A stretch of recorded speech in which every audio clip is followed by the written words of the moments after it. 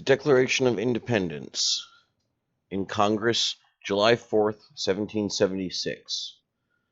The unanimous declaration of the 13 United States of America. When in the course of human events it becomes necessary for one people to dissolve the political bands which have connected them with another, and to assume among the powers of the earth the separate and equal station to which the laws of nature and of nature's God entitle them, a decent respect to the opinions of mankind requires that they should declare the causes which impel them to the separation. We hold these truths to be self-evident, that all men are created equal, that they are endowed by their Creator with certain unalienable rights, that among these are life, liberty, and the pursuit of happiness, that to secure these rights, governments are instituted among men, deriving their just powers from the consent of the governed, that whenever any form of government becomes destructive of these ends, it is the right of the people to alter or to abolish it, and to institute new government, laying its foundation on such principles and organizing its powers in such form as to them shall seem most likely to affect their safety and happiness. Prudence indeed will dictate that governments long established should not be changed for light and transient causes, and accordingly all experience hath shown that mankind are more disposed to suffer while evils are sufferable, than to right themselves by abolishing the forms to which they are accustomed. But when a long train of abuses and usurpations, pursuing invariably the same object, evinces a design to reduce them under absolute despotism, it is their right, it is their duty, to throw off such government and to provide new guards for their future security. Such has been the patient sufferance of these colonies, and such is now the necessity which constrains them to alter their former systems of government. The history of the present King of Great Britain is a history of repeated injuries and usurpations, all having in direct object the establishment of an absolute tyranny over these states. To prove this, let facts be submitted to a candid world. He has refused his assent to laws, the most wholesome and necessary for the public good. He has forbidden his governors to pass laws of immediate and pressing importance, unless suspended in their operation till his assent should be obtained, and when so suspended, he has utterly neglected to attend to them. He has refused to pass other laws for the accommodation of large districts of people, unless those people would relinquish the right of representation in the legislature, a right inestimable to them and formidable to tyrants only. He has called together legislative bodies at places unusual, uncomfortable, and distant from the depository of their public records, for the sole purpose of fatiguing them into compliance with his measures. He has dissolved representative houses repeatedly, for opposing with manly firmness his invasions on the rights of the people.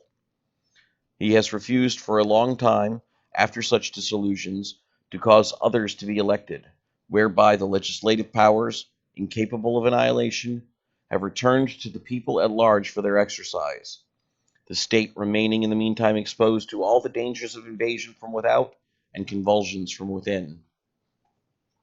He has endeavored to prevent the population of these states, for that purpose obstructing the laws for naturalization of foreigners, refusing to pass others to encourage their migrations hither, and raising the conditions of new appropriations of lands. He has obstructed the administration of justice by refusing his assent to laws for establishing judiciary powers. He has made judges dependent on his will alone for the tenure of their offices and the amount and payment of their salaries.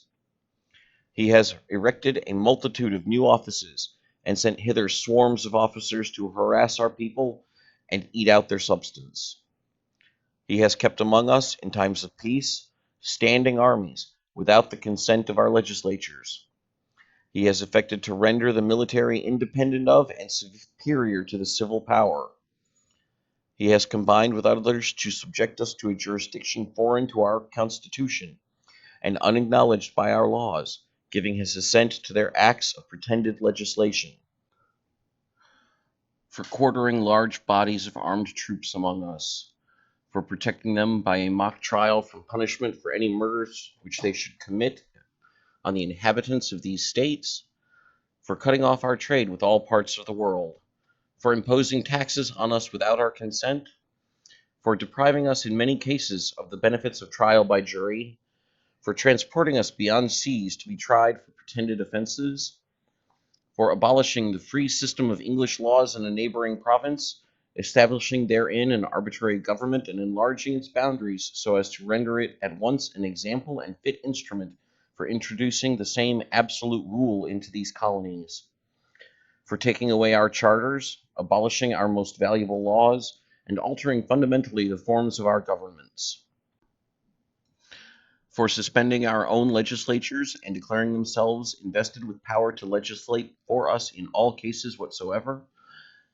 He has abdicated government here by declaring us out of his protection and waging war against us. He has plundered our seas, ravaged our coasts, burnt our towns, and destroyed the lives of our people. He is at this time transporting large armies of foreign mercenaries to complete the works of death, desolation, and tyranny, already begun with circumstances of cruelty and perfidy scarcely paralleled in the most barbarous ages, and totally unworthy the head of a civilized nation. He has constrained our fellow citizens taken captive on the high seas to bear arms against their country, to become the executioners of their friends and brethren, or to fall themselves by their hands.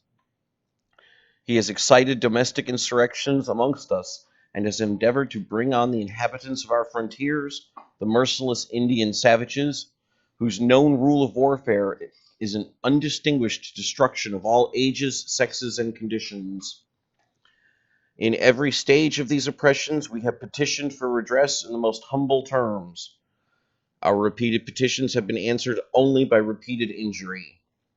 A prince whose character is thus marked by every act which may define a tyrant is unfit to be the ruler of a free people. Nor have we been wanting in attentions to our British brethren. We have warned them from time to time of attempts by their legislature to extend an unwarrantable jurisdiction over us. We have reminded them of the circumstances of our emigration and settlement here. We have appealed to their native justice and magnanimity, and we have conjured them by the ties of our common kindred to disavow these usurpations, which would inevitably interrupt our connections and correspondence.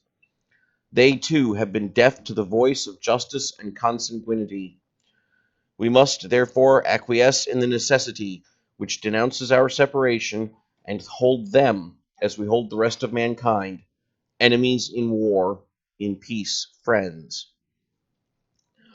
We, therefore, the representatives of the United States of America, in General Congress assembled, appealing to the Supreme Judge of the world for the rectitude of our intentions, do, in the name and by the authority of the good people of these colonies, solemnly publish and declare that these united colonies are, and of right ought to be, free and independent states, that they are absolved from all allegiance to the British Crown, and that all political connection between them and the state of Great Britain is and ought to be totally dissolved, and that as free and independent states they have full power to levy war, conclude peace, contract alliances, establish commerce, and to do all other acts and things which independent states may of right do.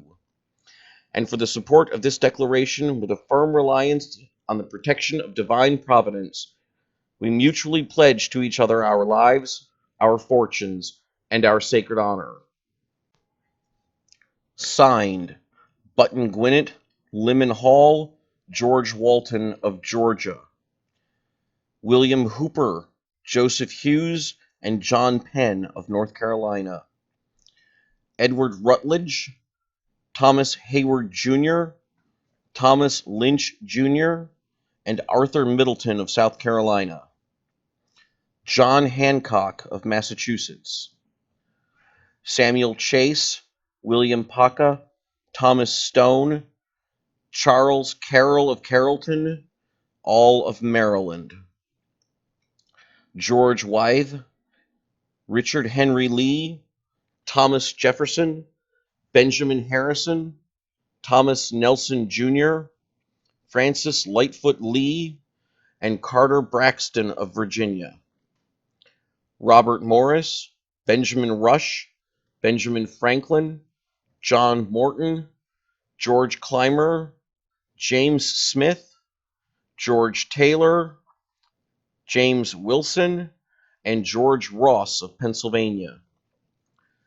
Caesar Rodney, George Reed, and Thomas McKean of Delaware. William Floyd, Philip Livingston, Francis Lewis, and Lewis Morris of New York. Richard Stockton, John Witherspoon, Francis Hopkinson, John Hart, and Abraham Clark of New Jersey. Josiah Bartlett and William Whipple of New Hampshire. Samuel Adams, John Adams, Robert Treat Paine, and Elbridge Gerry of Massachusetts. Stephen Hopkins and William Ellery of Rhode Island. Roger Sherman, Samuel Huntington, William Williams, and Oliver Wolcott of Connecticut, and Matthew Thornton of New Hampshire. So I really hope you liked that video. If you did, give a like down below, leave a comment in the comments section, and don't forget to subscribe for new notifications every week. Thanks for watching.